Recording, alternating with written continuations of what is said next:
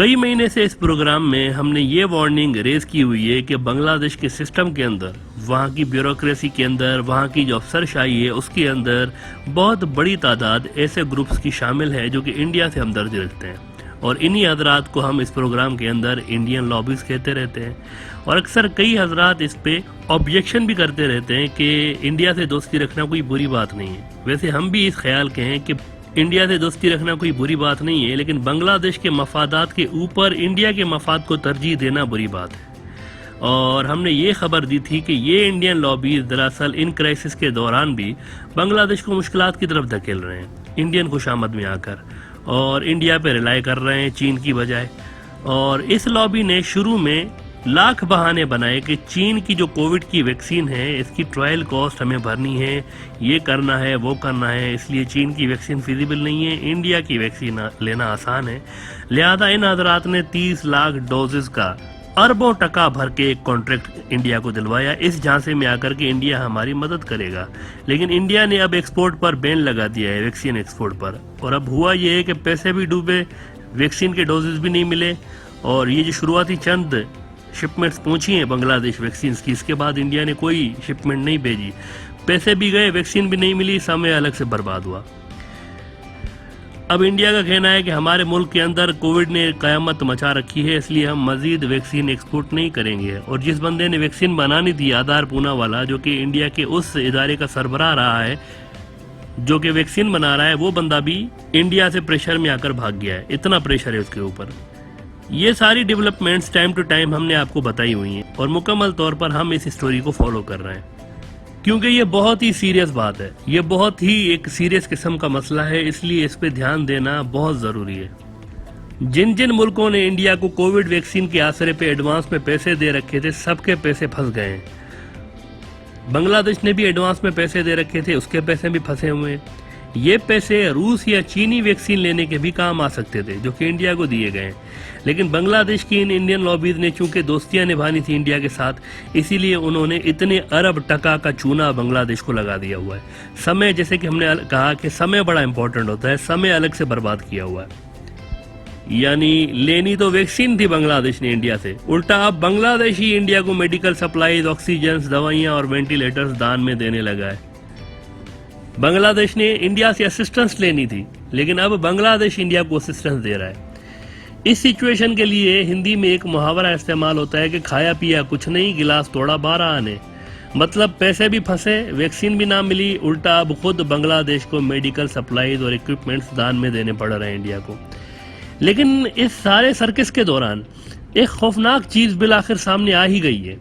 India میں یہ جو خوفناک تباہی آئی ہوئی ہے کووڈ کی، یہ اصل میں 2 نئے طرح کے کووڈ کے ویریئنٹس انڈیا کے اندر دریافت ہوئے ہیں، انہوں نے یہ ساری تباہی مچائی ہوئی ہے۔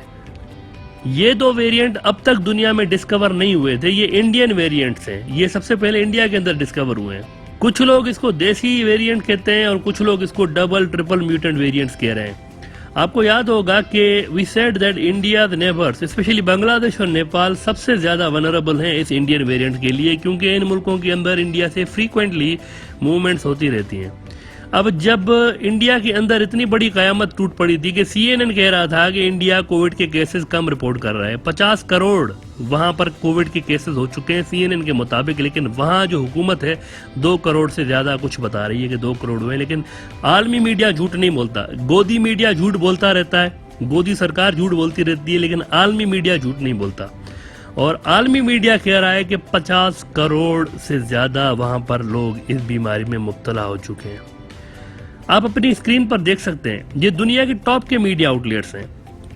اور یہ تب تک کوئی خبر شائع نہیں کرتے، تب تک کوئی اوپینین شائع نہیں کرتے جب تک ان کے پاس اس اوپینین کے بارے میں ٹھوس ثبوت موجود نہ ہو۔ براڈر ویو میں ہم آپ کو ہمیشہ دنیا کے ٹاپ کے میڈیا آؤٹ لیٹس کا حوالہ دیتے ہیں، گودی میڈیا کا حوالہ کم ہی دیتے ہیں۔ ساری دنیا کو پتا تھا کہ صورتحال اس قدر خراب ہے انڈیا میں۔ آسٹریلیا جیسے اہم ترین انڈیا کے اتحادی ملک نے انڈین شہریوں کے ان کے ملک میں آنے کو کرمنل آفینس قرار دے کر 5 سال جیل کا قانون بنا دیا جلدی میں۔ لیکن نہیں معلوم تھا تو صرف بنگلہ دیش کی ان انڈین لابیز کو نہیں معلوم تھا، یا پھر شاید ان کو معلوم تھا لیکن یہ انجان ہونے کا ناٹک کر رہے تھے کہ انڈیا کے اندر یہ سب کچھ ہو رہا ہے، تو ہنگامی بنیادوں پر انڈیا سے بنگلہ دیش آمد کو پنشبل ایکٹ گھوشت کیا جائے، آسٹریلیا کی طرح۔ لیکن ٹائم پہ ایسا نہیں ہوا. بارڈر بھی اپریل کے آخر میں جا کر جو آخری چند روز ہیں اس میں جا کر سیل کیا گیا جب 50 کروڑ لوگوں کو انڈیا کے اندر کووڈ ہو چکا تھا. آپ خود سوچیں کہ اگر انڈیا کی جانب سے صرف 4000 کووڈ ڈیتھس روزانہ فگر جو رپورٹ کی جا رہی ہیں کہ 4000 کے قریب لوگ مر رہے ہیں، اگر یہ فگر صحیح ہوتی تو آپ خود سوچیں کہ انڈیا بھر کے شمشان گھاٹوں کے باہر میتوں کی جو اتنی لمبی لمبی لائنیں لگی ہوئی ہیں، ہر میت کی باری آنے میں 10-10 گھنٹے لگ رہے ہیں، تو آپ کو کیا یہ بات ہضم ہو رہی ہے کہ سرکار جو 4000 ڈیتھ کی فگر بتا رہی ہے یہ میچ کر رہے ہیں شمشان گھاٹوں کی تصویر سے؟ دیکھیں عالمی میڈیا بھی جو بھی اٹھا کے دیکھ لیں، آپ بڑے بڑے دنیا کے جو میڈیا آؤٹ لیٹس ہیں ان کو اٹھا کے دیکھ لیں، انڈین میڈیا کو چھوڑ دیں، آپ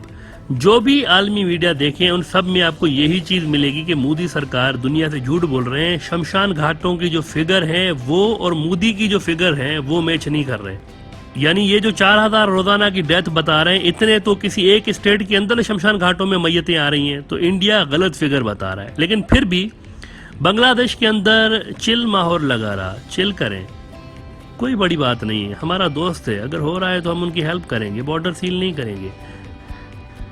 لیکن اب وہی ہوا ہے جس کا ڈر تھا. انڈین کووڈ ویریئنٹ بنگلہ دیش کے اندر بھی ظاہر ہو چکا ہے. 6 لوگوں کو یہ ویریئنٹ ظاہر ہوا ہے، سارے کے سارے انڈیا سے بازارے ہوئے تھے.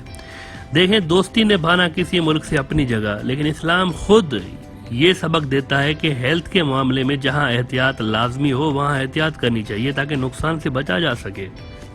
اسلام کے آخری پیغمبر حضرت محمد صلی اللہ علیہ وآلہ وسلم کی حیات مبارکہ سے ہمیں ایسے بے شمار مثال ملتے ہیں.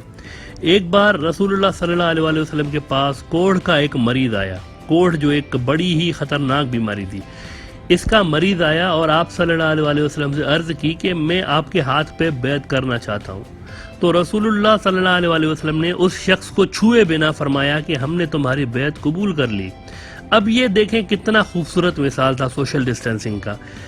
ان بیماریوں سے جو کہ تیزی سے پھیلتی ہیں. اگر رسول اللہ صلی اللہ علیہ وآلہ وسلم اس وقت اس کوڑھ کے مریض کو چھو لیتے تو وہ مریض تو صحت مند ہو جاتا حضور کی برکت سے،